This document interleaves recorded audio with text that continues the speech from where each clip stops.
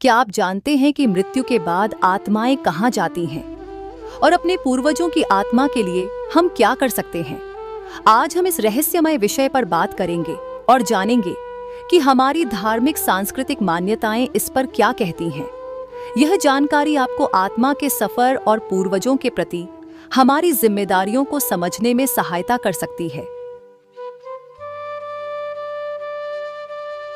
मृत्यु के बाद आत्मा का या तो पुनर्जन्म होता है या वे पूर्व जन्म के कर्मों का फल भोगने और भविष्य के जीवन के लिए तैयार होने की प्रक्रिया में पितृलोक में निवास करती हैं। लेकिन एक अवस्था ये भी है कि जिन मृतकों का अंतिम संस्कार ठीक से नहीं किया जाता, ऐसी आत्माओं को शांति नहीं मिलती और वे किसी शरीर की चाहत में भटकती ही रहती हैं।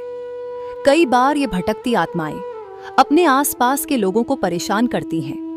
यही कारण है कि हिंदू धर्म में इन आत्माओं की शांति और मोक्ष प्राप्ति के लिए उनकी संतान और वंशजों को विशेष विधान बताए गए हैं, जिनमें से जिस प्रमुख विधि को सबसे ज्यादा महत्व दिया जाता है वो है श्राद्ध। श्राद्ध पितृपक्ष में किया जाता है। इसी कारण पितृपक्ष को श्राद्ध पक्ष के नाम से भी जाना जाता है। पितृपक्ष हर साल भाद्रपद महीने के शुक्ल पक्ष की पूर्णिमा से शुरू होता है और अश्विन महीने के कृष्ण पक्ष की अमावस्या तक चलता है। मान्यता है कि इस समय हमारे पूर्वज धरती पर आते हैं और हमारा अन्न जल ग्रहण करते हैं। इस अवधि के दौरान पूरे विधि विधान से किए गए श्राद्ध कर्म से मृत आत्माओं को शांति प्राप्त होती है और वे मोक्ष की ओर अग्रसर होती हैं। हमारे धार्मिक ग्रंथ जैसे मनुस्मृति, रामायण, महाभारत, पद्म पुराण, विष्णु धर्म सूत्र और गरुड़ पुराण आदि में श्राद्ध और पितृ तर्पण के महत्व का विस्तार से वर्णन किया गया है। रामायण के अनुसार भगवान राम को चित्रकूट में मिलने आए भरत ने अपने पिता दशरथ के देहांत का समाचार दिया था। तब भगवान राम ने पुत्र का कर्तव्य निभाते हुए फलों से पिंड बनाकर अपने पिता का श्राद्ध और तर्पण किया था। इसी तरह महाभारत युद्ध के बाद पांडवों का अमावस्या पर अपने मृत सगे संबंधियों के पिंड दान किए जाने का उल्लेख मिलता है। वैदिक पंचांग के अनुसार साल 2024 में आश्विन माह की शुरुआत 18 सितंबर से हो जाएगी। अश्विन माह का कृष्ण पक्ष पितरों को समर्पित होता है।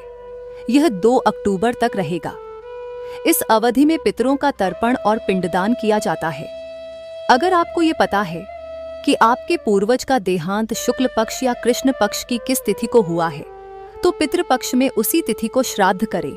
इसके लिए गूगल में अंग्रेजी महीने की तारीख डालकर हिंदी तिथि का पता लगाया जा सकता है। अगर आपको तिथि याद नहीं है तो पितृपक्ष की अमावस्या पर सभी तरह का श्राद्ध किया जा सकता है।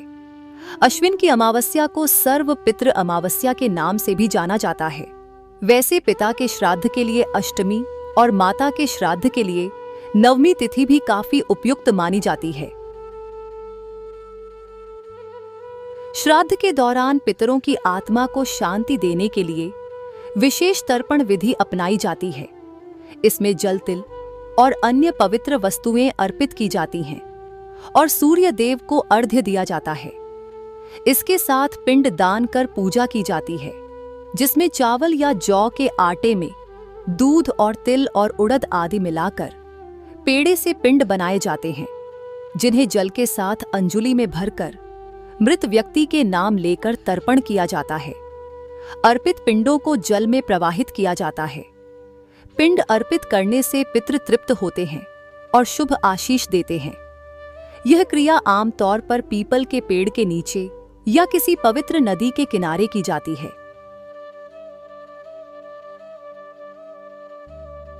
श्राद्ध के बाद गाय, कुत्ता, चींटी और कौए के लिए भोजन निकाला जाता है, जिसे काग बलि कहा जाता है। इनका भोजन निकालने के बाद ब्राह्मणों को भोजन खिलाया जाता है, जिसमें पूरी सब्जी, खीर या मिठाई शामिल होती है। इसके पश्चात दान, दक्षिणा, वस्त्र आदि देकर विदा किया जाता है। इसके बाद शेष भोजन को प्रसाद स्वरूप घर के लोगों द्वारा ग्रहण किया जाता है।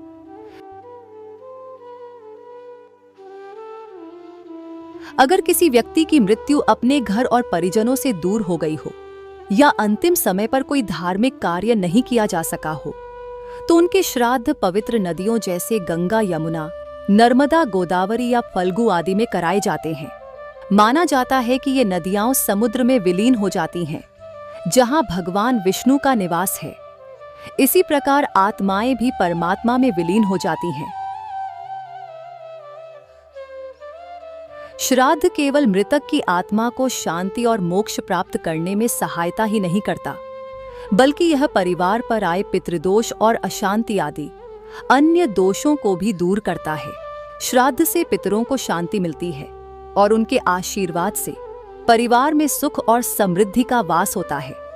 इसलिए हर गृहस्थ व्यक्ति का कर्तव्य है कि जिन पूर्वजों के कारण हम धरती पर आए, उन पितरों का अपनी सामर्थ्य अनुसार श्राद्ध अवश्य करें, क्योंकि मृत आत्माओं का कल्याण उनके वंशजों द्वारा ही कराया जा सकता है। इसी से हमें पितृऋण से मुक्ति मिलती है। वीडियो को देखकर अपने विचार और अनुभव हमारे साथ साझा करें। सनातन धर्म के प्रचार प्रसार के लिए वैदिक धारा चैनल को अवश्य सब्सक्राइब करें, ताकि हमारी कोई वीडियो आपसे मिस ना हो सके। अगर आपको वीडियो पसंद आया हो तो कृपया लाइक करें और अपने मित्रों, रिश्तेदारों को शेयर करें। हरि ओम तत्सत, हरि ओम तत्सत।